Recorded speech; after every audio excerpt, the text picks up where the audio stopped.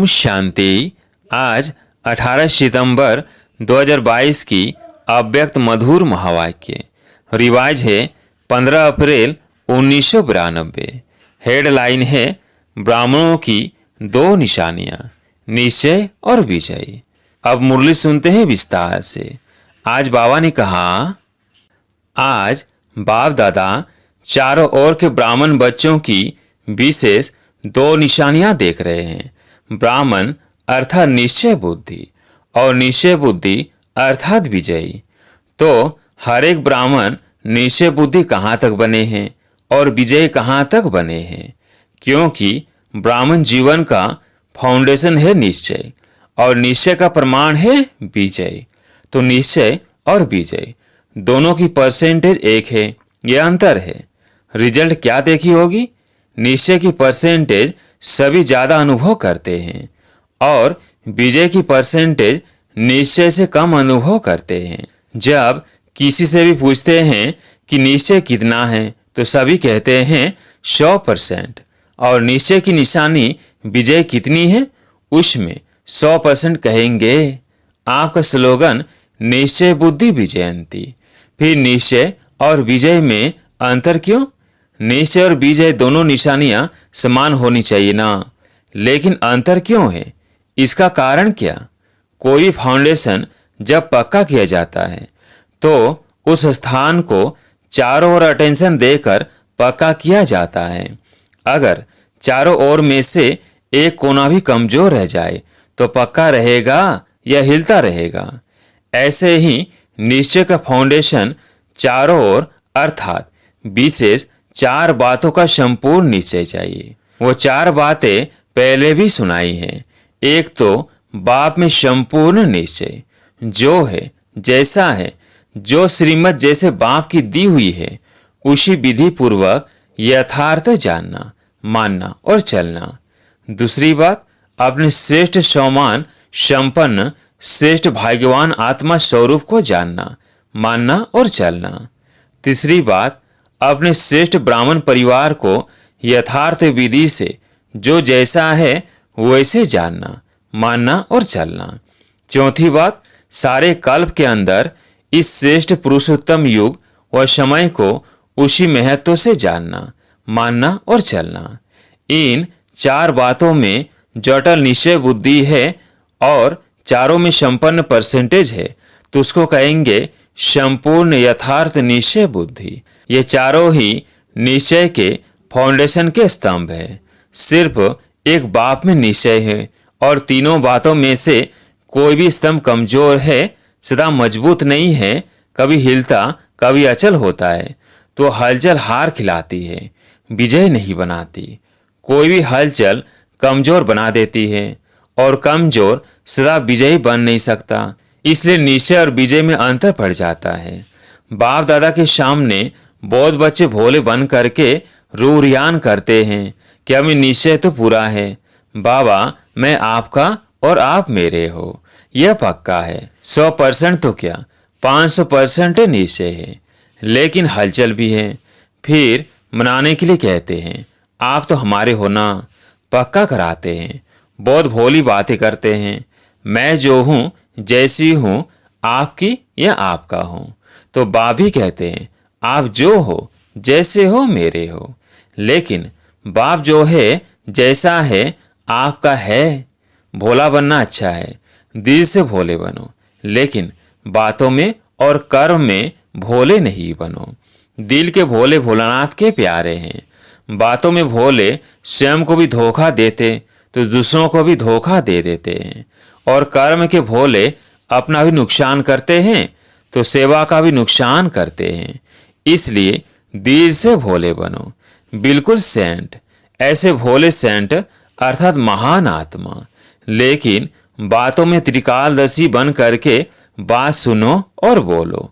कर्म में हर कर्म के परिणाम को नॉलेजफुल होकर जानो और फिर करो। ऐसे नहीं कि होना तो नहीं चाहिए था लेकिन हो गया, बोलना नहीं चाहिए था लेकिन बोल लिया। इससे सिद्ध है कि कर्म के परिणाम को न जान भोलेपन में कर्म कर लेते हो। ऐसे नहीं समझो कि हम भोले हैं, इसलिए ऐसे हो जाता है। ऐसे अपने को छुड़ाना नहीं है। दिल का भोला सबका प्यारा होगा। तो समझा भोला किसमें बनना है? तो निश्चय और विजय को समान बनाने की विधि क्या हुई? चारों तरफ चारों बातों का समान परसेंटेज वाला निश्चय हो। कई बच्चे और क्या कहते हैं कि बाबा आप में तो निश्चय है, लेकिन अपने आप में इतना निश्चय नहीं है। कभी होता है, कभी अपने में निश्चय कम हो जाता है। फिर उन्हों की भाषा क्या होती है? एक ही गीत गाते हैं, पता नहीं पता नहीं पता नहीं। पता नहीं ऐसे क्यों होता है, पता नहीं मेरा भाग्य है, पता नहीं बाप की मदद मिलेगी व नहीं, पता नहीं सफलता होगी व नहीं।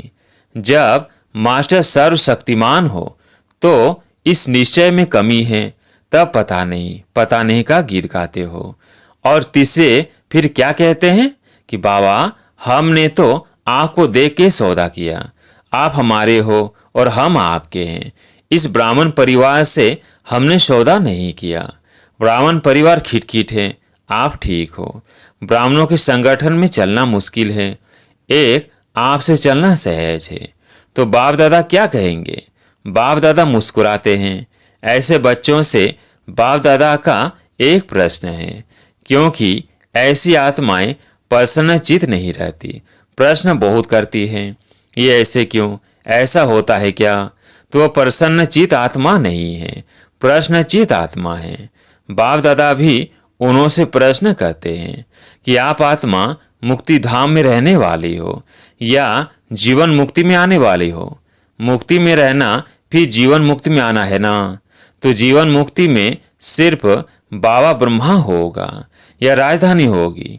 सिर्फ ब्रह्मा और सरस्वती राजा रानी होंगे? जीवन मुक्ति का वर्षा पाना है ना। आप लोग चैलेंज ही करते हो कि आदि सनातन धर्म और अन्य धर्म में सबसे बड़ा अंतर है।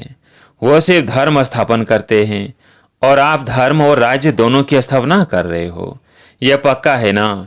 धर्म की स्थापना और राज्य की भी स्थापना कर रहे हो ना। तो राज्य में क्या होगा? सिर्फ एक राजा एक रानी होंगे, एक राजा रानी और आप एक बच्चा या बच्ची, बस ऐसा राज्य होता है। तो हमें राजधानी में आना है, यह याद रखो। राजधानी में आना अर्थात ब्राह्मण परिवार में संतुष्ट रहना और संतुष्ट करना, श्रेष्ठ संबंध में आना। अभी बाप दादा पूछेंगे सभी से कि आप माला में आने चाहते हो, या कहेंगे माला से बाहर गए तो भी ठीक है, हर्जा नहीं है। माला में आना है, चाहे 108 में आओ चाहे 16,000 में आओ, लेकिन आना है वो नहीं। हाँ जी, फिर अभी ब्राह्मण परिवार से क्यों घबराते हो? जब कोई बात होती है तो क्यों कहते हो हमारा तो बाबा है? बहनें क्या करेंगी, भाई क्या करेंगे? हमने भाई बहनों से वायदा नहीं किया है, लेकिन यह ब्राह्मण जीवन शुद्ध संबंध का जीवन है, माला की जीवन है। माला का अर्थ ही है संगठन। ब्राह्मण परिवार के निश्चय में अगर कोई संशय आ जाता है, व्यर्थ संकल्प आ जाता है, तो निश्चय को डगमग कर देता है, हलचल में लाता है। बाबा अच्छा, ज्ञान अच्छा, लेकिन ये दादियां अच्छी नहीं, टीचर्स अच्छे नहीं, परिवार अच्छा नहीं। यह निश्चय बुद्धि के बोल है। उस समय निश्चय बुद्धि कहें कि संकल्प बुद्धि कहें, व्यर्थ संकल्प प्रसन्नचित बुद्धि रहने नहीं देते। तो समझा निश्चय की विशेषता क्या है? चौथी रूढ़ियान क्या करते हैं? वह फिर कहते हैं कि समय श्रेष्ठ है, पुरुषोत्तम युग है, आत्मा परमात्मा के मेले का युग है। यह सब मानते हैं। फिर क्या कहते? अभी थोड़ा समय तो है ही, इतने में विनाश तो होना ही नहीं है। यह तो स्थापना के समय से कहते आए हैं कि विनाश होना है, दूसरी दिवाली नहीं आनी है। तो विनाश की बातें तो स्थापना के समय से चल रही है। विनाश कहते कहते कितने वर्ष हो गए, अभी भी पता नहीं विनाश कब हो। थोड़ा सा अलबेले के, आलस्य के, ढीले पुरुषार्थ के डनलप के तकिए में आराम कर ले, समय पर ठीक हो जाएंगे। बाप को भी यह पक्का कराते हैं कि आप देखना हम समय पर बहुत नंबर आगे ले लेंगे। लेकिन बाप दादा ऐसे बच्चों को सदा सावधान करते हैं कि समय पर जागे और समय प्रमाण परिवर्तन किया तो यह कोई बड़ी बात नहीं है, लेकिन समय के पहले परिवर्तन किया तो आपके पुरुषार्थ में यह पुरुषार्थ की मार्क से जमा होगी, और अगर समय पर किया तो समय को मार्क से मिलेगी, आपको नहीं मिलेगी। तो टोटल रिजल्ट में अलवेले ये आलस के नींद के कारण धोखा खा लेंगे। यह भी कुंभकर्ण के नींद का अंश है, बड़ा कुंभकर्ण नहीं है, छोटा है। फिर उसको क्या हुआ? अपने को बचा सका? नहीं बचा सका ना। तो अंत समय में अपने को फूल पास के योग्य नहीं बना सकेंगे। समझा? कभी कैसी रूहियान करते हो, कभी बहुत हिम्मत की भी करते हो, कभी नाज नखरे की करते हो, और कभी खीट पीट की करते हो। आज इस वर्ष के सीजन का संपन्न है, समाप्ति नहीं कहेंगे, संपन्न हो रहा है, इसलिए रिजल्ट सुना रहे हैं। तभी क्या करना है? चेक करो कि निश्चय के फाउंडेशन के चारों ओर मजबूत है या चारों में से कोई ही बात में मजबूत होने के बजाय बातों के कारण मजबूर है। यह चेक करो। अभी फिर तपस्या करनी है ना। पहले भी सुनाया कि प्यार का सबूत देना है और प्यार का सबूत है समान बनना। और दूसरी बात क्या करनी है? यह वर्ष का होमवर्क दे रहे हैं। एक वर्क तो सुना, दूसरी बात अपने चारों ओर के फाउंडेशन को पक्का करो। एक भी बात में कमजोरी नहीं हो, तभी माला के मण के बन पूज्य आत्मा और राज्य अधिकारी आत्मा बनेंगे। क्योंकि ब्राह्मण सो देवता बनना है, सिवाय ब्राह्मण के देवता नहीं बन सकते हैं। ब्राह्मणों से निभाना अर्थात दैवी राज के अधिकारी बनना, तो परिवार से निभाना पड़ेगा, हलचल को समाप्त करना पड़ेगा। तब निश्चय और विजय दोनों की समानता हो जाएगी। ये अंतर मिटाने का महामंत्र है। चारों ओर मजबूत होना, चार ही निश्चय की परसेंटेज समान बनाना है। समझा? होमवर्क स्पष्ट हुआ ना?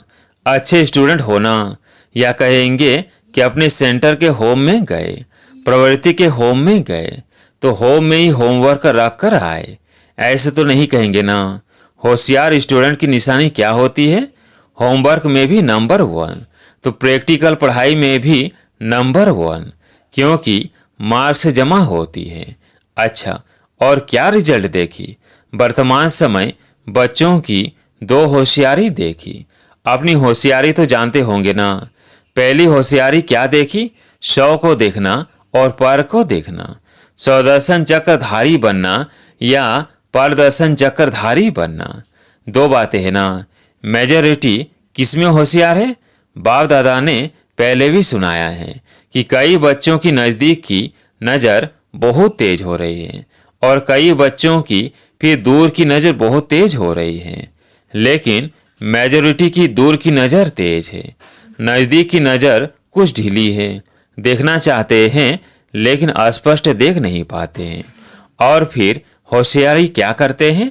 कोई बात होगी तो अपने को सेफ रखने के लिए दूसरों की बात बड़ी करके अस्पष्ट सुनाएंगे, अपनी बड़ी बात को छोटा करेंगे और दूसरे की छोटी बात को बड़ा करेंगे। यह होशियारी मेजॉरिटी की देखी। दूसरी होशियारी क्या देखी? आजकल एक विशेष भाषा बहुत यूज करते हैं कि हमसे असत्य देखा नहीं जाता, असत्य सुना नहीं जाता, इसलिए असत्य को देख झूठ को सुन करके अंदर में जोश आ जाता है। तो यह भाषा राइट है? अगर वो असत्य है और आपको असत्य को देख जोश आता है तो जोश सत्य है या असत्य है? जोश भी तो असत्य है ना। हम यह करके दिखाएंगे। यह चैलेंज करना राइट है। यह सदैव याद रखो कि सत्यता की निशानी क्या है। जो स्वयं सत्यता पर है और असत्य को खत्म करना चाहता है। लक्ष्य तो बहुत अच्छा है, लेकिन असत्यता को खत्म करने के लिए अपने में भी सत्यता की शक्ति चाहिए। आविष्टता या जोश, ये सत्यता की निशानी है। सत्यता में जोश आएगा तो अगर झूठ को देख करके मुझे गुस्सा आता है तो राइट है। कोई आग लगाएगा तो सेक नहीं आएगा कि सेक प्रूफ हो सकते हैं। अगर हमें नॉलेज है कि यह असत्यता की आग है और आग का सेक होता है तो पहले अपने को सेव करेंगे ना कि सेक में थोड़ा सा जल भी जाए तो चलेगा, हर्जा नहीं। तो सदैव यह याद रखो कि सत्यता की निशानी है सभ्यता।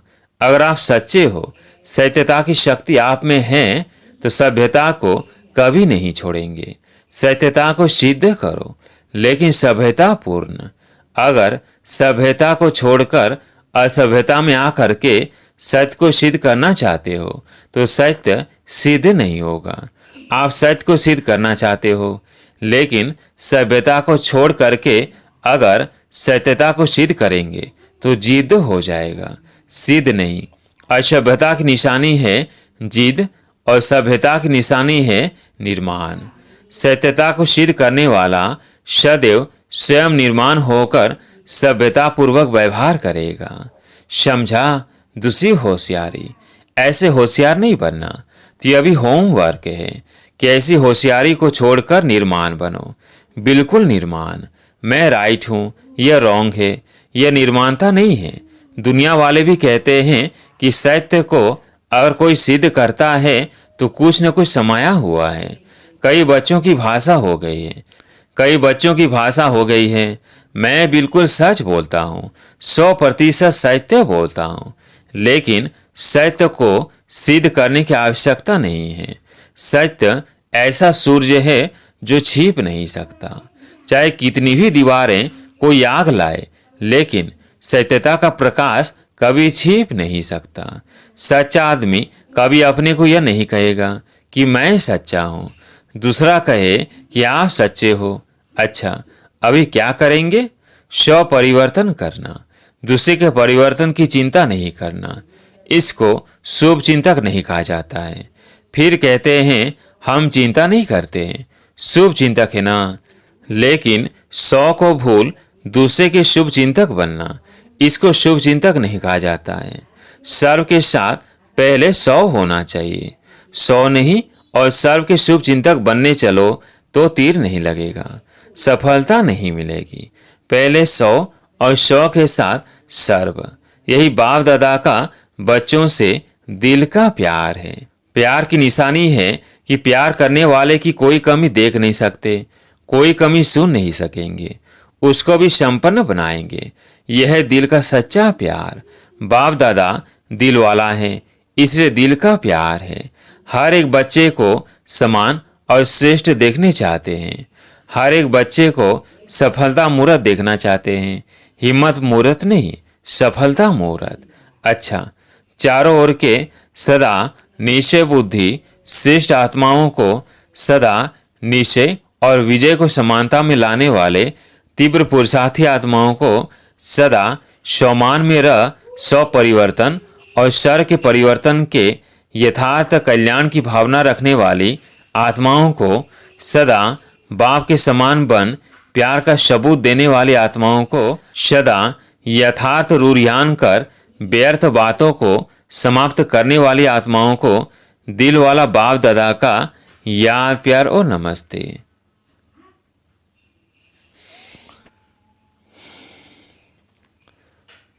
आज का वरदान, नेगेटिव को पॉजिटिव में परिवर्तन करने वाले स्वपरिवर्तक विश्व परिवर्तक भव। नेगेटिव को पॉजिटिव में परिवर्तन करने वाले स्वपरिवर्तक विश्व परिवर्तक भव। कोई भी संकल्प व संस्कार सेकेंड में नेगेटिव से पॉजिटिव में परिवर्तन हो जाए, इसके लिए सारे दिन में ट्रैफिक ब्रेक का अभ्यास चाहिए, क्योंकि व्यर्थ व नेगेटिव संकल्पों की गति बहुत फास्ट है। फास्ट गति के समय पावरफुल ब्रेक लगाकर परिवर्तन करने का अभ्यास करो, तब स्वयं के व्यर्थ को परिवर्तन कर स्वपरिवर्तक विश्व परिवर्तक बन सकेंगे तथा अपने फरिश्ते स्वरूप द्वारा अनेक आत्माओं को सुख शांति का वरदान दे सकेंगे। आज का स्लोगन, ड्रामा के ज्ञान को स्मृति में रखने वाले ही नथिंग न्यू की विधि से विजयी बन सकते हैं।